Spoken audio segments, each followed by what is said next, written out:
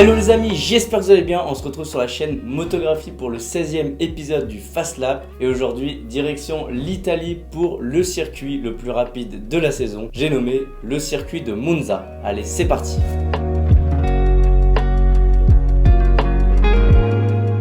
Cette année, la F1 posera ses bagages pour la 74e fois de son histoire au circuit de Monza en Italie, ce qui en fait le circuit ayant accueilli le plus de grands prix à égalité avec Silverstone. Accrochez-vous parce que celui-ci est le plus rapide de la saison. Allez, c'est parti, voyons tout de suite les particularités de ce circuit. La première édition du Grand Prix de Monza a eu lieu en 1950. Le tracé a quelque peu changé dans son histoire, même si globalement il reste le même qu'auparavant. Aujourd'hui, il fait 5,793 km répartis en seulement 11 virages, rendez-vous compte. Ce qui en fait un nombre de tours en course porté à 53 et une capacité de 114 000 spectateurs. Attention, pour ceux qui ont vu les derniers Grands Prix, 114 000 spectateurs qui viennent célébrer le podium, je peux vous dire que ça fait du monde. Le plus grand nombre de victoires sur ce circuit est codétenu par Michael Schumacher et Lewis Hamilton qui ont tous les deux un nombre de victoires porté à 5. Allez, je vous propose maintenant de passer à l'analyse du circuit avec dans un premier temps le secteur 1 pour faire hurler la mécanique. Le circuit de Monza a la particularité de ne posséder aucun secteur sinueux avec pas plus de 4 virages par portion. Le tour démarre par une ligne droite interminable de plus de 900 mètres qui sépare la ligne de départ au premier virage. C'est ici que les voitures vont le plus vite sur ce circuit avec en qualification des vitesses qui atteignent les plus de 340 km/h et en course les pilotes devront passer de 330 km/h à 80 en moins de 150 mètres pour le freinage au premier virage. C'est stratosphérique. Cette chicane sur la droite permet de faire souffler les moteurs avant de réaccélérer immédiatement pour le virage de Curva Grande.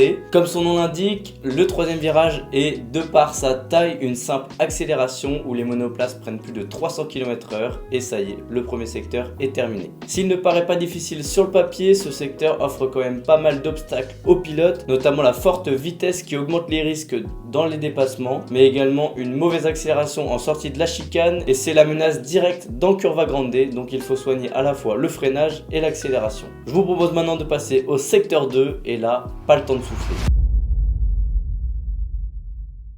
Le deuxième secteur de Monza commence par une nouvelle chicane, cette fois-ci sur la gauche. C'est la deuxième grosse opportunité de dépassement, mais attention à ne pas mettre les roues dans le bac, car sinon c'est la sortie assurée. C'est notamment là que beaucoup de pilotes avortent leur tour rapide après une erreur et une sortie trop large. À la sortie vient l'enchaînement de l'ESMO, avec dans un premier temps une première courbe à l'aveugle sur la droite à plus de 200 km/h, tandis que le deuxième virage est lui aussi sur la droite, mais avec une meilleure visibilité et moins rapide. Les monoplace s'engage ensuite dans la troisième zone rapide du circuit avec notamment la deuxième zone de DRS depuis la ligne de départ. C'est dans un véritable tunnel de végétation que les pilotes passent sous l'Oval, l'ancien tracé au banking impressionnant que l'on connaît tous fans de Formule 1. Ici, si la ligne droite est longue de plus d'1 km, les dépassements se font très rares car la piste est très étroite. Les pilotes arrivent ensuite sur le secteur 3 et là c'est pied au plancher jusqu'à l'arrivée.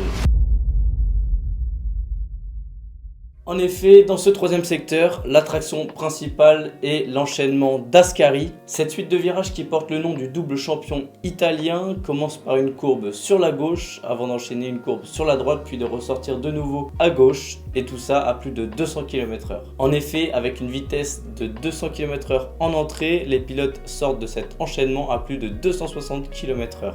La suite est simple, une ligne droite de 900 mètres qui donne sur la fin du tour. Seul le virage de la Parabolica sépare les pilotes de la ligne d'arrivée. Ce virage est une parabolique sur la droite avec une vitesse d'entrée environ à 180 km/h où les pilotes devront accélérer le plus tôt possible et le plus fort possible pour conditionner leur vitesse maximum jusqu'au virage 1. C'est ensuite la ligne droite des stands avec le DRS et c'est reparti pour un tour. En définitive, Monza est bel et bien le tracé le plus utilisé par la Formule 1. Même si au fil des années le circuit a évolué, il porte encore très bien son nom de temple de la vitesse. Avec 4 zones de haute vitesse et seulement 11 courbes, ce n'est pas un grand casse-tête pour les ingénieurs qui doivent tout simplement trouver la formule magique pour que les voitures soient diffusées. En général, on voit les ailerons arrière le moins braqués de la saison, ils sont complètement à plat pour maximiser la vitesse de pointe. En tout cas, j'ai hâte de voir ce que va nous réserver cette année le Grand Prix de Monza, peut-être une victoire de Ferrari à domicile, ce serait très beau. Comme ça